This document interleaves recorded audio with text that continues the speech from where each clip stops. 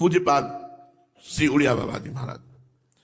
जो साधक पवित्रता से, चाहे गृहस्थ में हो या व्यक्त हो, नैष्ठिक ब्रह्मचारी हो या सीमित ब्रह्मचारी हो, सीमित ब्रह्मचारी कुछ वर्ष बाद फिर गृहस्थ में जाना है, नैष्ठिक ब्रह्मचारी आजीवन ब्रह्मचर्य रहना है, उसको इन 21 बातों को ध्यानपूर्वक सुनना चाहिए और अपने जीवन में उतारना चाहिए।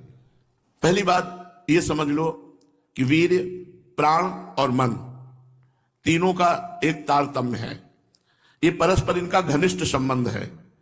इनमें से एक भी बिगड़ा तो तीनों बिगड़ जाएंगे। वीर बिगड़ा तो प्राण शक्ति कमजोर हो जाएगी, मन चंचल, अशांत, मलिन, पाप में हो जाएगा। मन बिगड़ा तो आपके प्राण कमजोर हो जाएंगे, वीर स्तंभित करने की शक्ति नष्ट हो जाएगी, वीर रोकने की शक्ति नष्ट हो जाएगी। प्राण स्थूल हुए तो मन चंचल हो गया, वीर नष्ट। तीनों का घनिष्ठ संबंध है। इसलिए एक को दृढ़ कर लो, किसी एक को, तो आपका सब संभलना शुरू हो जाएगा।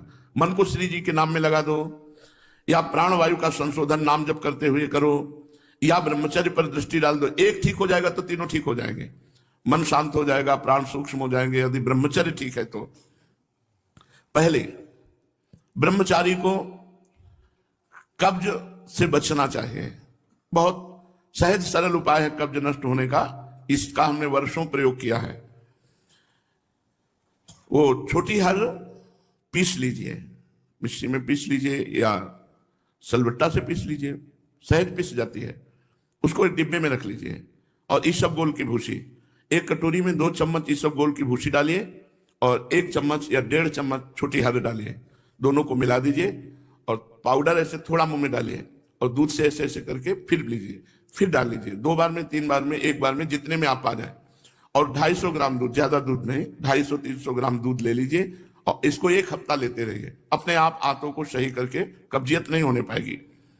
मल अवरुद्ध होना ही ब्रह्मचर्य के स्तंभित करने में बहुत परेशानी हो जाएगी, क्योंकि वो गर्म और बहुत विकार युक्त होता है।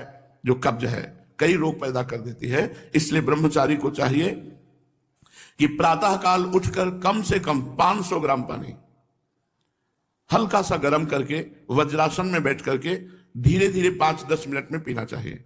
फिर 200-400 कदम टहल करके फिर शौच जाना चाहिए। आप देखना, आप कब्जियत की शिकायत खत्म हो जाएगी अगर आप ऐसे करेंगे। दूसरा, मैदा और पकवान और चाय, ये कब्ज बनाने वाली चीजें ब्रह्मचारी को नहीं लेनी चाहिए। जब तक 50 की आयु ना हो जाए तो चाय पीना ही नहीं चाहिए। चाय की जरूरत ही नहीं है। 50 के बाद ठीक है, 50 वर्ष की आयु हो गई, अब उसके बाद थोड़ा शरीर गर्म करने के लिए लेने लगी, कोई बात नहीं। लेकिन जवान साधक को चाय आदि की जरूरत नहीं है बेमतलब में। कुछ साधक काफी, और ये सब चीजें उनकी हैं जो बहुत ऑफिस में काम कर रहे हैं, जग रहे हैं, थोड़ी चाय ले ली, फिर गर्म हो गए, फिर सेवा में लग गए। साधक को नहीं लेना चाहिए। ब्रह्मचारी को चाय, कॉफी, ये चीजें, कोई भी व्यसन नहीं लेना चाहिए। तीसरा, अत्यंत आवश्यक हो तो किसी को छुओ, नहीं छुओ मत। रोगी को छूने के लिए कोई परहेज नहीं है। मान लो कोई रोगी है, आप सेवा में लगे हो, तो उस समय कोई परहेज नहीं, पूरे बिल्कुल प्यार से उसकी सेवा करो। कहीं कोई तुम्हारा नुकसान नहीं होगा, क्योंकि भगवत भाव से सेवा कर रहे हो। आपने किसी को छुआ तो परेशानी हो जाएगी। इसीलिए बच के भगवत मार्ग में चलना है, तो बच के। अब वो कैसी पवित्रता से है, कैसे विचार वाला है, कैसे आचरण करता है, उसके सारे परमाणु शरीर में है। आप टच करेंगे वो परमाणु आप में आ जाएंगे, बच के। चौथा, किसी से अश्लील बातें मत करो। ब्रह्मचर्य रहना है तो गंदी बातें, भोग संबंधी बातें, अश्लील बातें ना करें। 5वां, बाल काढ़ना, काला लगाने लेना बालों में, मांग का, ये सब बिल्कुल नहीं। कपड़े, इसी 5वें में बाल, कपड़े, श्रृंगार, शौक, शौकीनी, ये सब ना करें। क्योंकि ऐसा करने से शरीर, मन, बुद्धि, ये तीनों रजोगुण से युक्त हो जाते हैं और साधक का पतन होने लगता है। एक साधक को देखा और स्वर्ण के ऐसे आभूषण का, किस लिए भाई? बोले निषेध है क्या आपका? बिल्कुल निषेध है।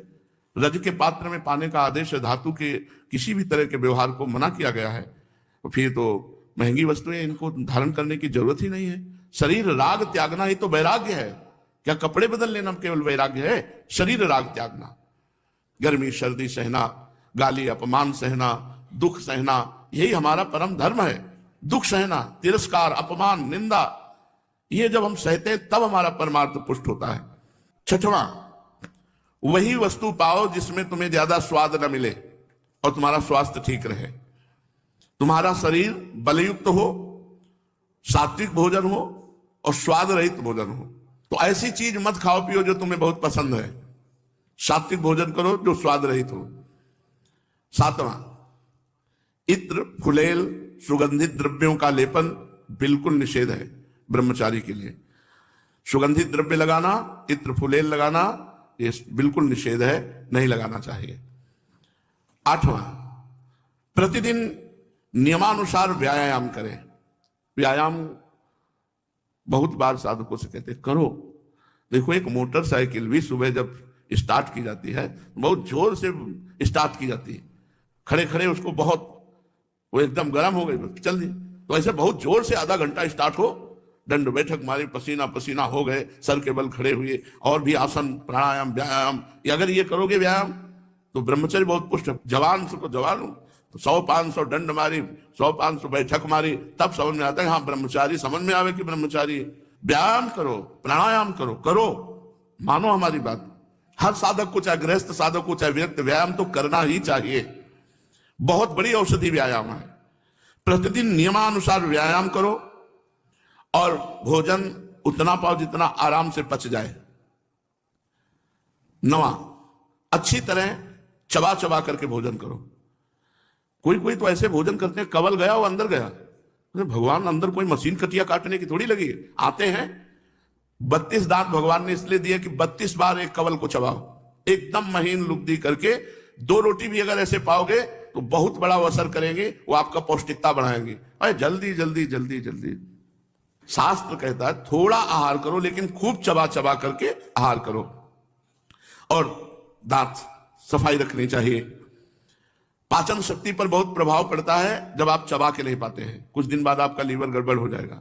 आप चबा चबा के पाइए, थोड़ा पाइए, अधिक समय लगाइए, 40 मिनट में पाइए, 1 घंटे में पाइए, लेकिन चबा चबा करके पाइए। अगर हमारा भोजन चबा के जाएगा तो बहुत जल्दी पच जाएगा और वो स्वास्थ्यवर्धक होगा। थोड़ा अन्न भी बहुत शक्ति प्रदान करेगा। 10वां, 3 बार स्नान करना चाहिए ब्रह्मचारी साधक को। 3 बार ना हो सके तो 2 बार तो करना ही चाहिए। हमें लगता है 2 बार तो प्राय सब लोग करते हैं, क्योंकि प्रातः स्नान और शाम के जब वाणी पाठ में आते हैं तो सब स्नान तिलक करके आते हैं। 11वां, अपने विचारों को रात्रि के सोते समय जांच कीजिए कि कितने मिनट गंदे विचार आए, किसके संग से आए, क्यों आए, कैसे हटाना चाहिए। 12वां, जहां रह रहे हो ऐसे स्थान पे होना चाहिए जिससे आपको शुद्ध वायु मिलती रहे। एकदम लॉक आसपास से बंद ऐसा नहीं, ऐसा होना चाहिए जिससे वायु क्रॉस होती हो। और वायु क्या है उसको कहते हैं अंग्रेजी में, हाँ जो है, हाँ वेंटिलेशन वो हवा क्रॉस होती हो, वेंटिलेशन, हाँ हवा क्रॉस होती हो, ऐसा रखना चाहिए अपने कमरे का कि एक दरवाजा खोल दिया, खिड़की खोल दिया, थोड़ा वायु शुद्ध आती रहे। 13वां, प्याज, लहसुन, ये चीजें भोजन में नहीं होनी चाहिए। अब इसके आगे वाली तो क्या वर्णन करें, मांस मछली, ये तो कभी नहीं खाना चाहिए, खाना ही नहीं चाहिए किसी को भी। प्याज लहसुन घोर तमोगुण पैदा करता है, इसे नहीं खाना चाहिए, ये संतों ने वर्जित किया है। इसमें कोई पाप नहीं है खाने में, पर ये तमोगुण है और भजन में बहुत विरोधी है, इसलिए इसे नहीं पाया जाता। जैसे कुछ संत सलगम नहीं पाते, गाजर नहीं पाते, बैंगन नहीं पाते, क्योंकि इनमें तमोगुण उत्पन्न होकर के भजन विरोधी वृत्ति आने की संभावना है। प्याज लहसुन तो खुला सब संतों ने निषेध किया है जो हमारे भागवतिक मार्ग में चलने वाले हैं। रात को रसेदार शाक या दही या छाछ नहीं खाना चाहिए रात के समय। ब्रह्मचर्य पालन करने वाले को इमली नहीं खानी चाहिए, किसी भी तरह की खटाई नहीं खानी चाहिए, अधिक तेल का प्रयोग नहीं होना चाहिए, लाल मिर्च नहीं होनी चाहिए, कोई भी गरम मसाला नहीं होना चाहिए। अरे बहुत बड़ा व्रत है ब्रह्मचर्य। ये अत्यंत आवश्यक है कि रात्रि में यदि आप दूध लें तो ना ठंडा होना चाहिए ना गर्म होना चाहिए, बस ऐसे कोश आया होगा, हल्का सा गर्म कर, और उसे पी के 30 मिनट टहलना चाहिए, तब शयन करना चाहिए। दूध पी के 30 मिनट टहलना चाहिए। 14वां, दोपहर के समय भोजन के बाद चाहे 15 मिनट ही विश्राम करना चाहिए। वैसे वर्णन है 16 दाई करवट, 32 श्वास सीधे और 64 बाई करवट, इतने में 15 मिनट हो जाएंगे, या कम में भी हो सकता है। कम से कम भोजन के बाद 15 मिनट तो विश्राम करना ही चाहिए मध्याह्न में। यदि रात्रि में आप जगते हैं तो मध्याह्न में सो सकते हैं। सायंकाल के भोजन में बहुत सात्विकता होनी चाहिए, कोई भी गरिष्ठ पदार्थ नहीं होना चाहिए।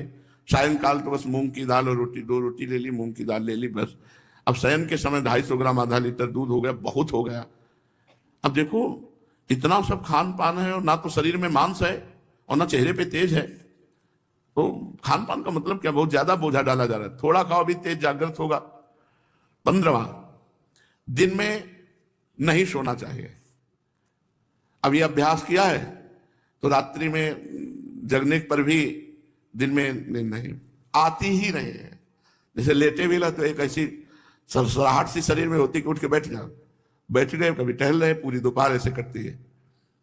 रात्रि में 8, 9, 11, 12 जगने के टाइम, ये 11 और 12 के बीच में, 8, 9 के बीच में शयन करना। मध्याह्न में 1 मिनट भी नींद नहीं।